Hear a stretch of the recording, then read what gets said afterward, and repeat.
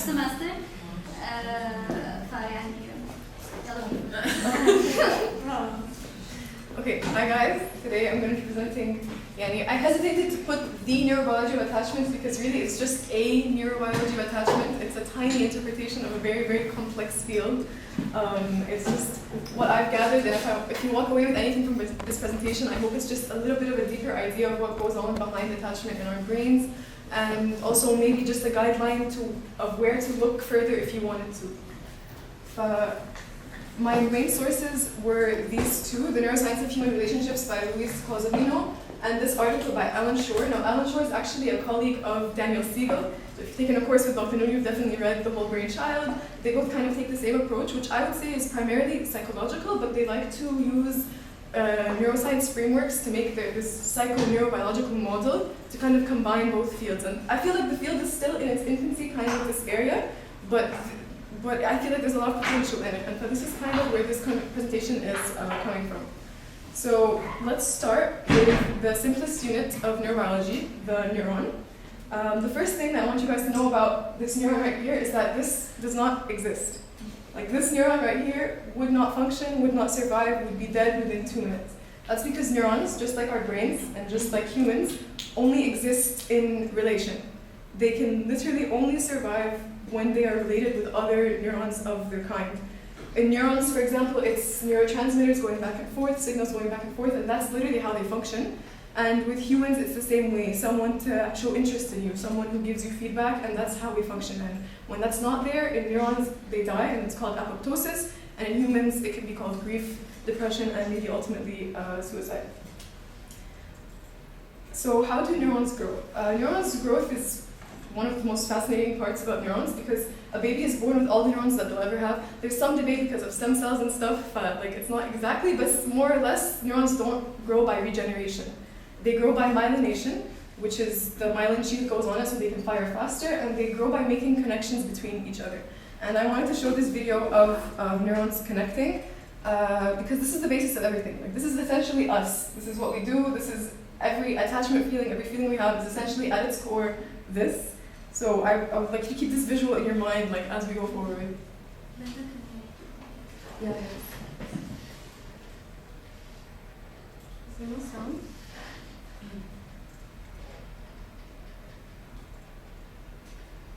على الكمبيوتر نفسه مثلا.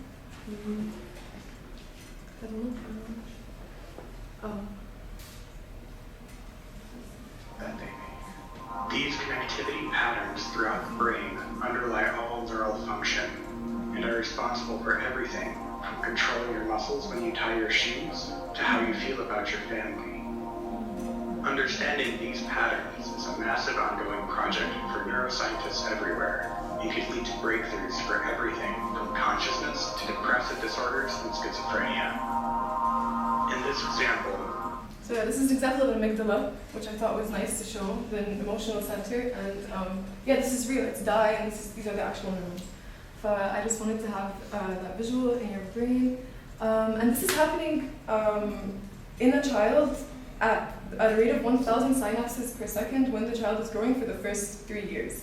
So when the child is growing, it kind of follows a developmental pattern of the evolutionary scale of development.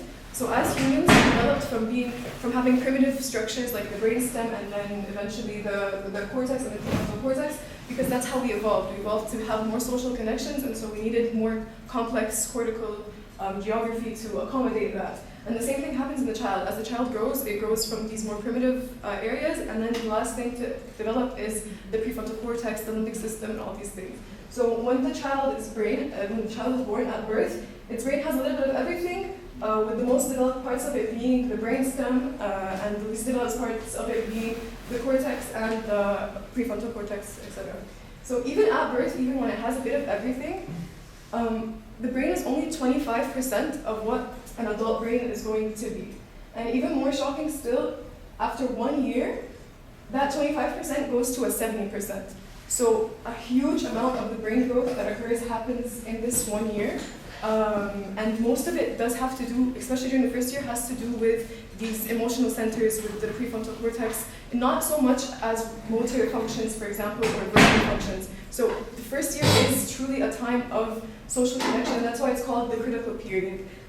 The interactions that the child gets from the environment literally make its brain grow. And that's where the term the social brain came. That's the term that Alan Shore uses. It's this idea that the infant brain is designed to be molded by the environment it encounters. So the brain is not a normal organ. The brain is a bioenvironmental, biosocial organ, which is fascinating because no other organ in our body really does this. Our kidneys don't connect with other kidneys to develop. And so the brain is very unique in this sense. And the way Daniel Siegel says it is the brain is structured with an innate capacity to transcend the boundaries of its own body and integrating itself with the world of other brains, which is a nice way to see it. Like your brain is in your mind, but it's also connected to everything around you.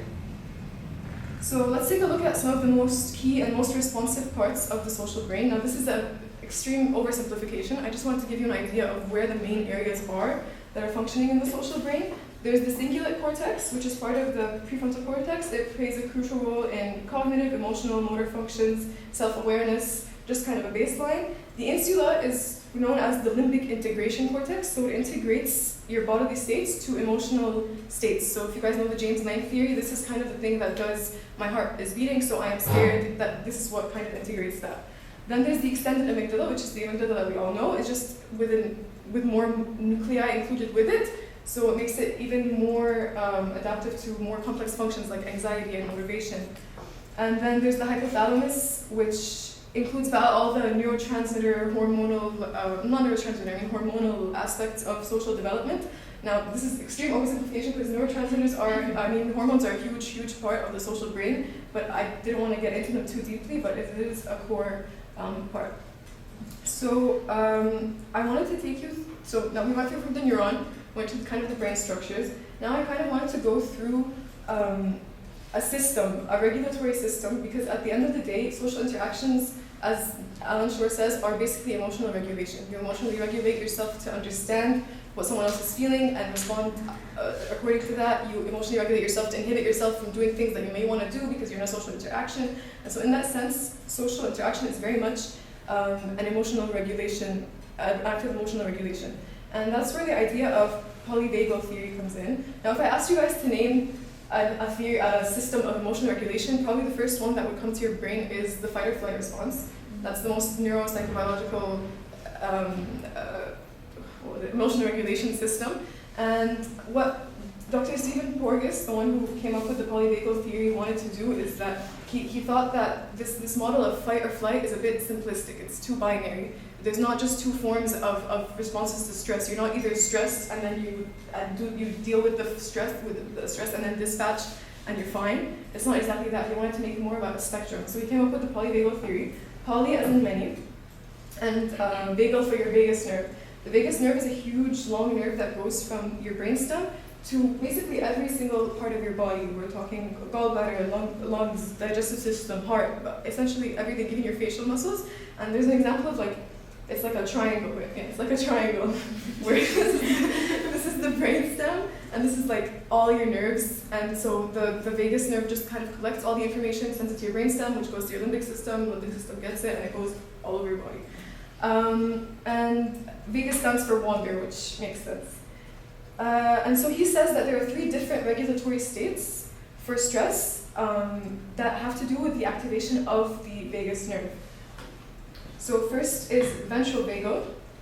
Ventral vagal is when the ventral part of the vagus nerve is stimulated.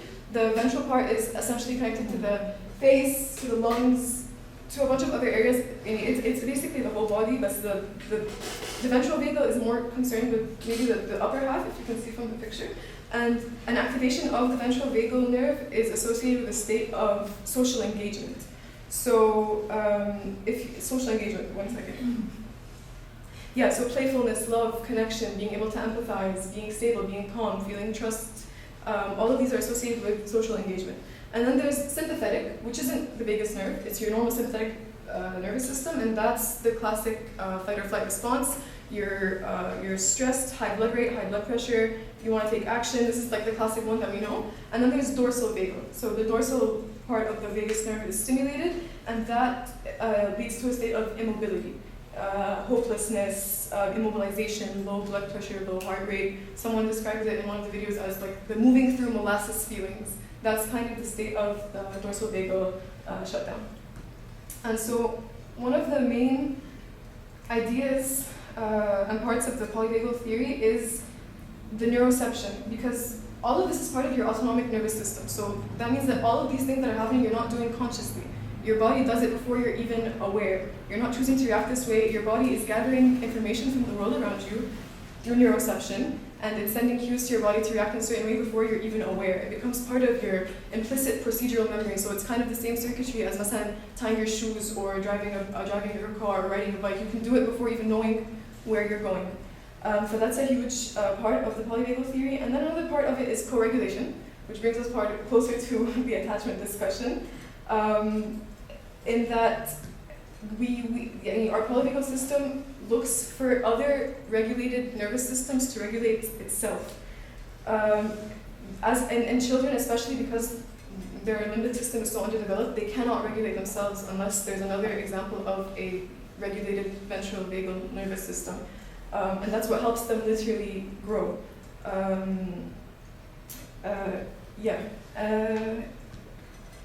And then I wanted to, in continuation with the co-regulation idea, there's the idea of joy, which seems a bit out of place, but I found it was a recurring theme in both of the sources I was reading, because a lot of the time when we talk about attachment, when we talk about polyvagal theory, we're talking about our response to stress, reducing anxiety, responding to your child to reduce their anxiety when they cry. But it's actually a huge part of what makes their brain grow and develop in the ways that we're talking about is this element of joy, of building upon their feelings of safety and trust and love and connection. That is just as important as attending to their feelings of stress and anxiety and fear.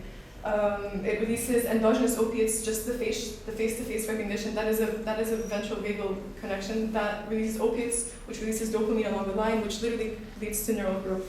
But I thought that was an interesting part, and I wanted to include it, and I think it's really relevant to attachment ultimately. So we're going to take a look at attachment now in relation to what I was just talking about. Now this isn't I don't want to simplify it because it isn't like that, and I tried to look for this so much. The brain does this, which causes this, and then secure attachment forms. That's what I wanted to find, but that's not really what exists right now. It's more of that attachment that, as we know it, are basically attachment schemas. Your internal working model, your external, your model of the world, all of that. You have those schemas, and those schemas affect how you behave, and that's what we measure at the end of the day with attachment.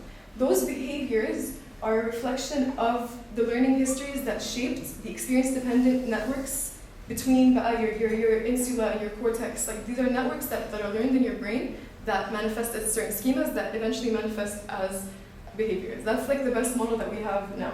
So I'm just discussing different parts of the secure brain that resulted from that experience-dependent state that eventually resulted in what we know as secure attachment. For insecurely attached individuals, you can imagine they have a higher ventral vagal tone.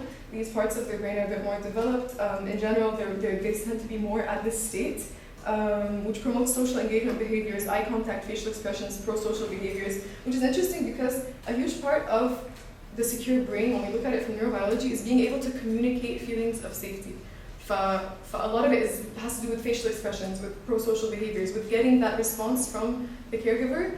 That's a huge part of the secure brain, which I feel we don't think about that often. There's also no HPA, which is the whole cortisol response around their caregiver when compared to مثلا anxiously attached people. And then there's also a difference in gray matter, which is just a brief thing. The prefrontal cortex and the temporal-parietal junction, there's literally more gray matter, which shows them that their brains are literally bigger, they had the chance to grow more. And there's also a genetic correlate. I just wanted to put this in here because it's really hard to find genetic correlates to psychological phenomena in general, and the fact that there's a type of gene allele that is related to dopamine receptor gene correlation in secure attachment is cool. And then there's the anxious brain. You can imagine underdeveloped polyvagal regulation, which leads to sympathetic dominance. So that middle ladder, their sympathetic nervous system, is the one that's active the most. So they have issues with impulse control, hostility, high levels of activity, unmodulated emotional expressions. It's comparable to the brain of borderline personality disorder. And also they tend to strongly react to thoughts of loss and struggle. I didn't go too deep in this study, but they did like the classic fMRI, and when the anxious person was thinking about loss, their brains were a lot more active, but they're also more active when it comes to positive social cues, which can make sense because they're highly motivated to seek that reassurance and closeness. So they're super hyper vigilant for positive social cues, as opposed to when we see avoidant, they're completely unresponsive to that.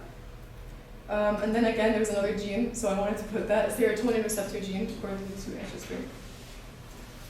And then there's the avoidant brain. There's parasympathetic bias, so that dorsal vagal shutdown is what's mainly dominating in them.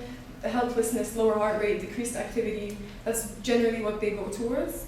Their nervous system in general has limited neuroception. So that neuroception we're talking about regulating the polyvagal theory, they tend to like block out input asla.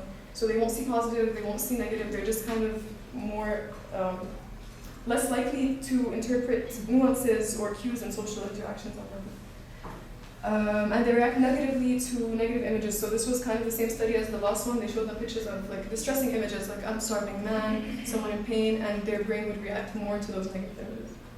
So yeah, none of this is like, I don't want you to think that any of this is conclusive, or this means that the attachment brain does this, and this is what the attachment brain looks like. These are just studies that were found in relation to what we know as attachment that was assessed using whatever tool, and it's kind of just giving us peeks into what we could go into further. Again, I feel like the field is extremely behind. There's nothing that shows exactly how these things work, but it's just little ideas about how the connection works.